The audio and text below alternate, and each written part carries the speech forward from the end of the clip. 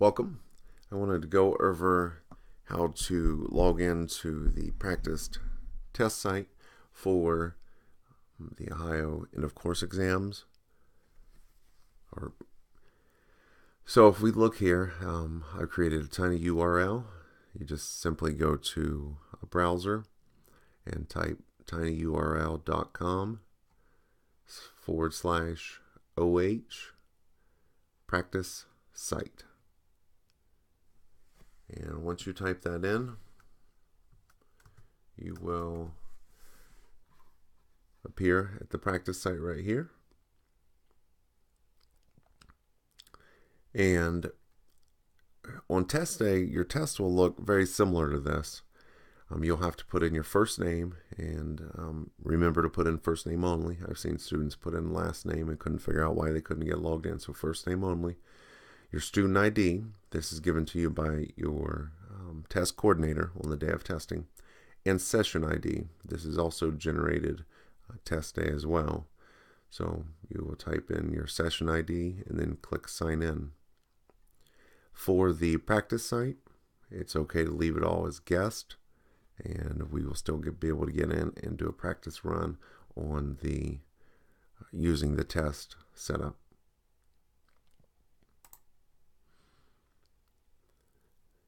On test day, you want to make sure that your first name and your last name are correct. Your SSID is also on the sheet of paper that is given to you by your test coordinator or the information provided to you. Verify your date of birth is correct and your school name is correct. Your student grade level should also be on there, but for the practice site, you have to select it. Because I'm working with 9th graders, that's what I'm choosing. You can choose whatever grade level you want. I believe all 9th, 10th, 11th, and 12th grade will go to the same place, which is the high school end of course exams. Whereas I think if you choose the lower grade levels, I think it takes you to those tests. So if I'm looking here, you have multiple tests that you can choose from. On test day, if you have only language arts and algebra 1, say for 9th graders, you want to make sure that you choose the correct test that your test coordinator told you that you were taking. Ideally, there should only be one test there, but that's not always the case. So make sure you choose the right test.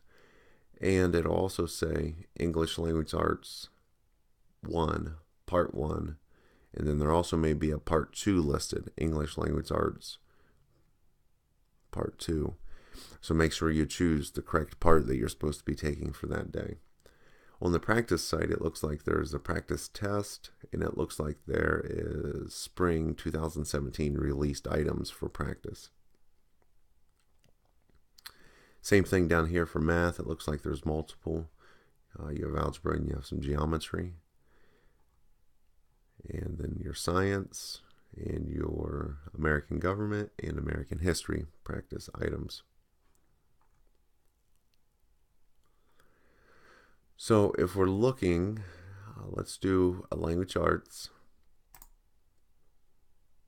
And here are the settings that you have to choose from.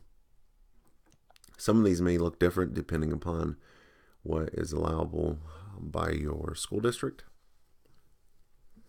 But if we look here, strike through, masking, highlighter, test clock, these are all options that are generally on. I'll show you what these mean when we go into the test setting, or actually into the practice test. Text to speech, it looks like it says none, but you'll want to turn it to instructions and stimuli and items if you would like to have the text to speech read it out loud to you. Paginated stimuli, line reader are also options. And TTS tracking, we're going to look at some of this in the test. Okay, so I have all those on. Color choices. This is your visual tools. This is the way you're going to see it. So if you click black on white, basically black letters on white paper. There are other options. You have light yellow paper. That would be black letters. All these are going to be black letters for light magenta, which is kind of a purplish color, light blue, and light yellow. You may want to practice this to see which one works better with your eyes. If you're going to be looking at the screen for a significant period of time, then maybe a different color might be easier on your eyes. Reverse contrast makes it, instead of black on white, it makes it white on black. For the most part, there's some other colors that look a little different, but for the most part, it's white on black. And then also white on navy. So there's a couple options here that you could choose from, but make sure that you practice this before test day. I'm just going to leave it black on white. You have multiple options for the mouse pointer. That way it's easier for you to find the mouse on test day. Screen reader mode. I'm going to show you what this will do. And print size. You can have different levels for the print size. You can also change print size in the test session. There's a zoom in and zoom out feature. If you're having any questions on what any of this stuff is, you can put your cursor over top of the question mark and it'll tell you what these mean.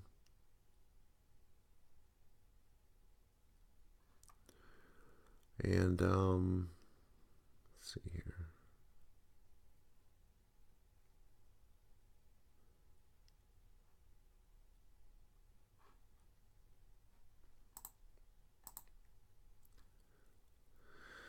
Oh, I thought we had paginated stimuli on a little bit ago. It must have went off with one of our other settings. Displays passages so the students can read one page at a time. Looks like screen reader mode. If you turn screen reader mode on, paginated stimuli goes off. So I would try once with screen reader mode on, once with paginated stimuli. I'll show you what paginated stimuli would do. You see the little circles here? I believe that's what it does. It puts the little circles at the bottom of your page, so that way you know what page you're on. And screen reader mode, it says it displays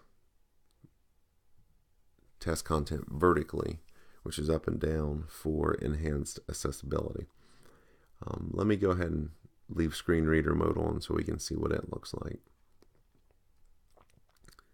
So if I click select, that means we're ready to go. It looks like you have an option for maybe some other languages, if that's an option for you. It doesn't look like it's an option in the practice test.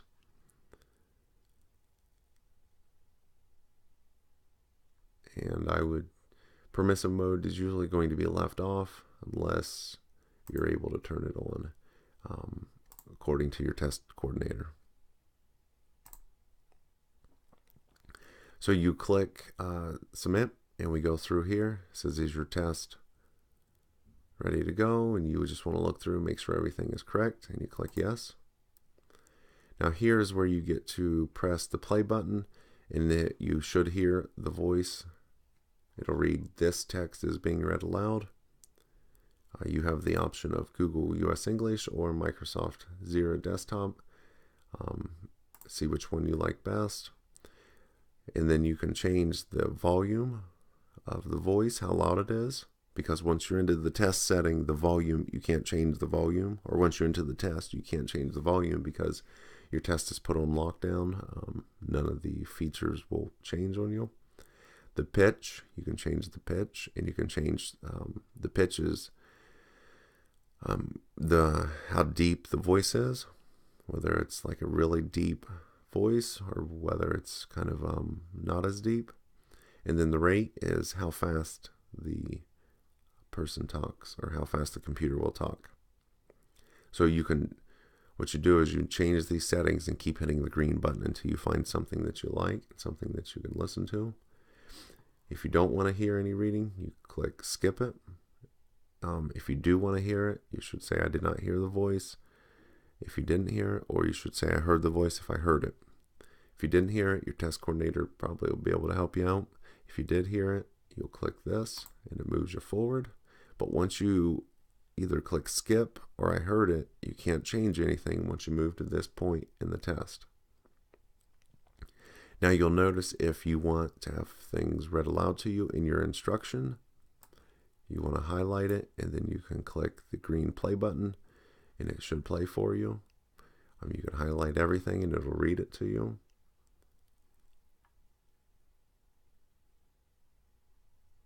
And you can scroll down and read all of your instructions. Here's the test. Once we get into the test screen, I will show you some tips for that.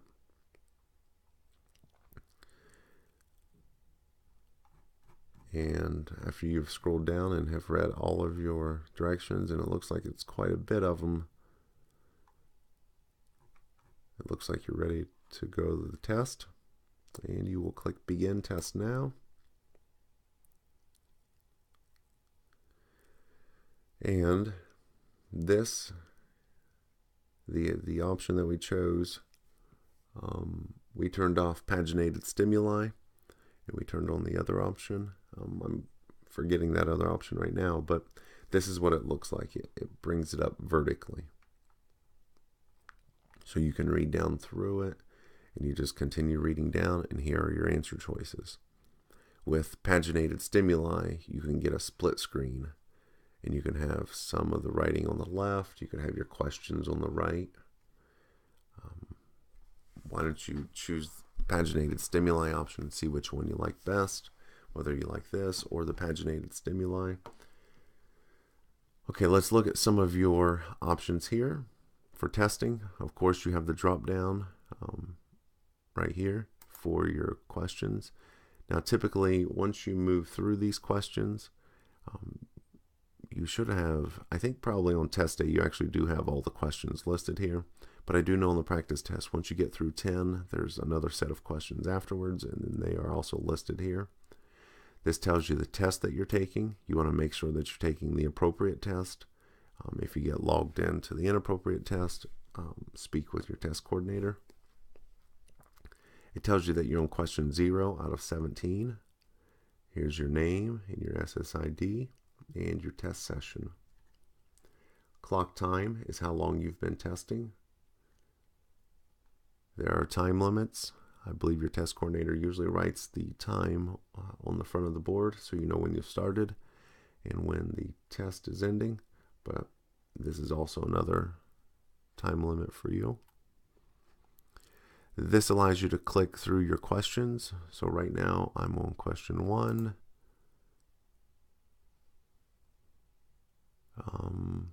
And now I'm on question 11 through 17. This is the second part of the test. And I told you that you could click down and go to questions 1 through 10 or the next step. And we can just bounce back and forth between the passages. Maybe.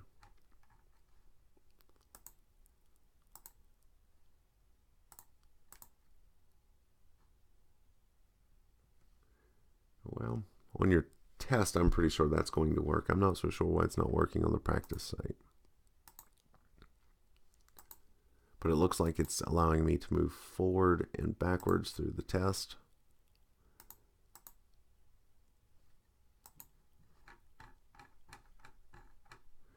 So now let's look at save. If you want to save periodically, I would highly recommend this if you're writing an essay. After typing a couple paragraphs, you want to click save so you can save it. That way, if something happens, I've seen test sessions just shut off automatically. If an app or a program will start up in the background, sometimes that shuts down your secure browser for testing, and you want to make sure that everything that you type in there is saved. So I would save frequently. And even when you're doing multiple choice questions, I would do that as well. Pause. You can pause your test here. I believe your test coordinator has to unpause it for you.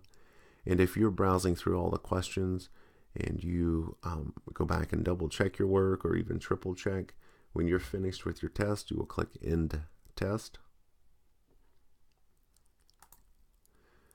So now if we look up here, masking, some of our options, I've turned it on. Masking, if I click on it, it allows me to cover up certain parts that I do not want to see. So if I only want to focus on this one little part right here, that allows me to do that. And when I'm done, I just simply hit the X button in the top right corner and it will bring back those. So once again, it's just left click and hold, and you can cover up as much or as little as you want.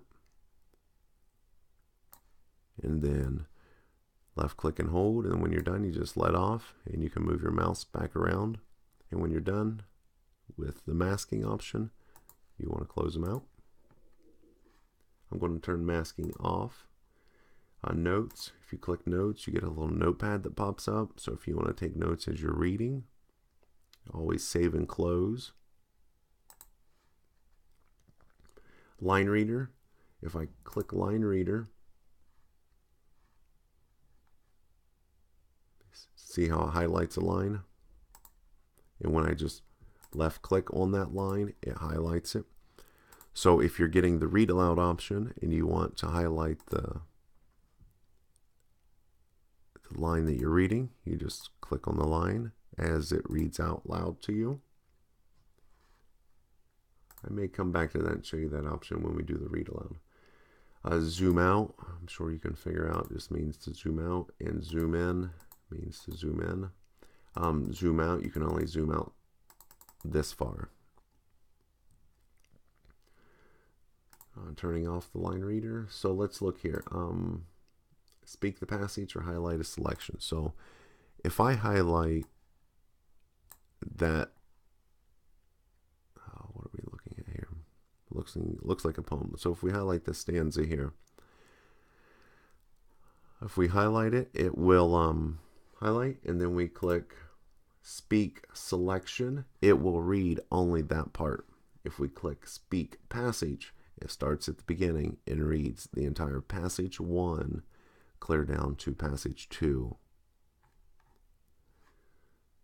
So highlight selection, you see I have this part highlighted. When I click off of it, it is not highlighted. And so also, let me click speak passage, and you can watch what it looks like when the highlighting the word option is selected.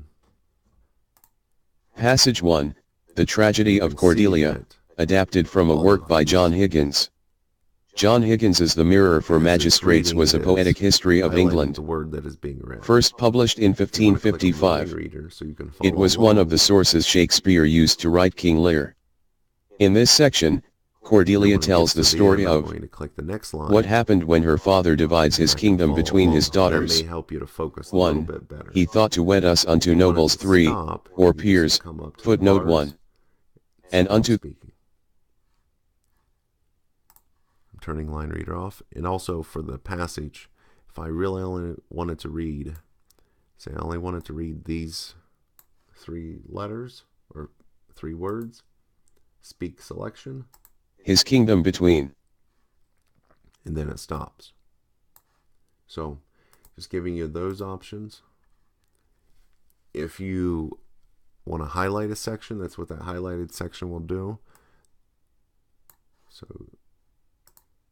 you click highlight selection and it highlights all of this. To turn that off, you just click reset highlighting.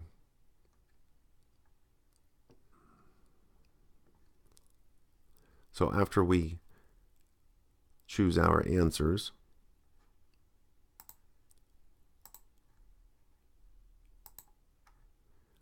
the ones with circles are your multiple choice, and the ones that have the square boxes, it says select 2, so you got to make sure you choose 2, but you only have the option to choose 2. Some of the questions with check boxes, you have options to choose more than 2.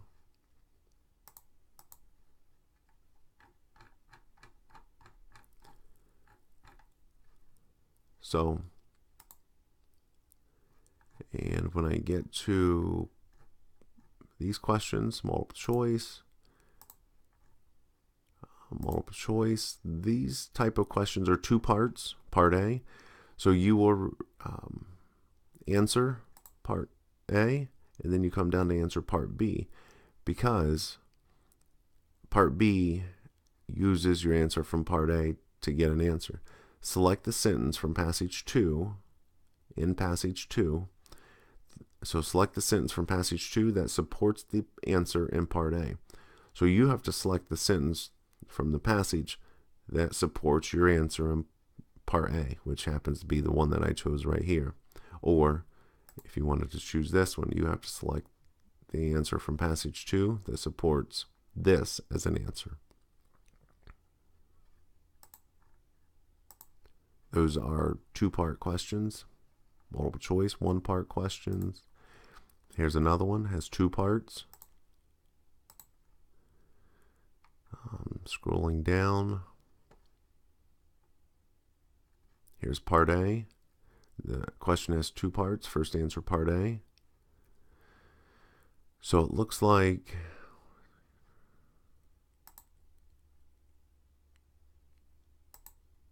these ones here, you just kind of highlight them. It's not a multiple choice fill in the bubble like this one. It's just, we're going to highlight it, and then you select one phrase that supports the answer in part A. So this is a highlight a certain part. You're not going to choose all of the line, but you're going to choose part of it. So that you would choose this right here, and you would say that this is the phrase that supports this as your answer.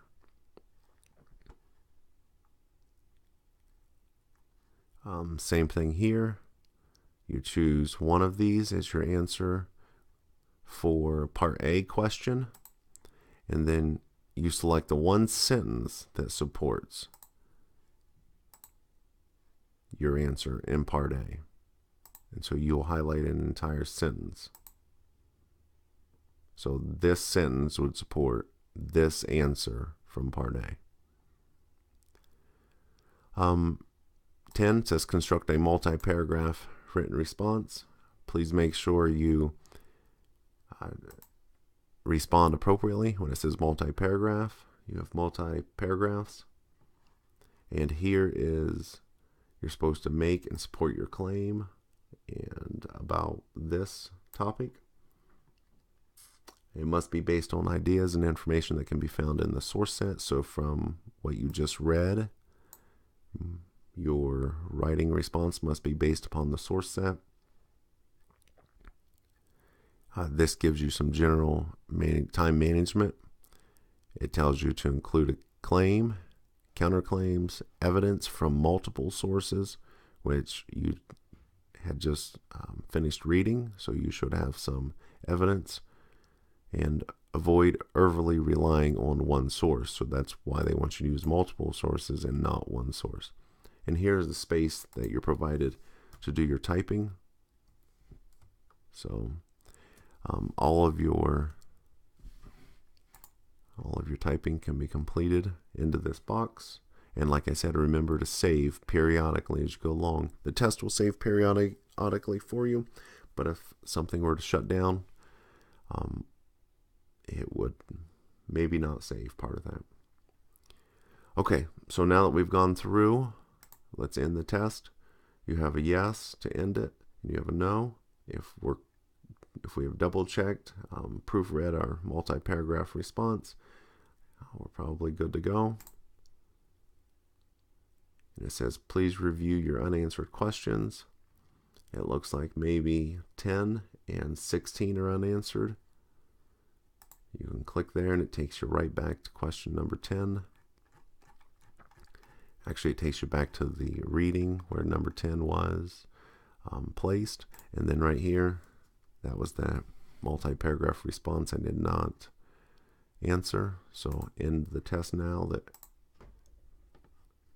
you go. If you put, I do not recommend putting all G's into there. I recommend actually writing out your response, reviewing it, editing it, and submitting a final draft. And now 16 is still the only question unanswered. And if I click there, it would take me back to that reading passage. And once you're finally finished, submit the test. It asks you again.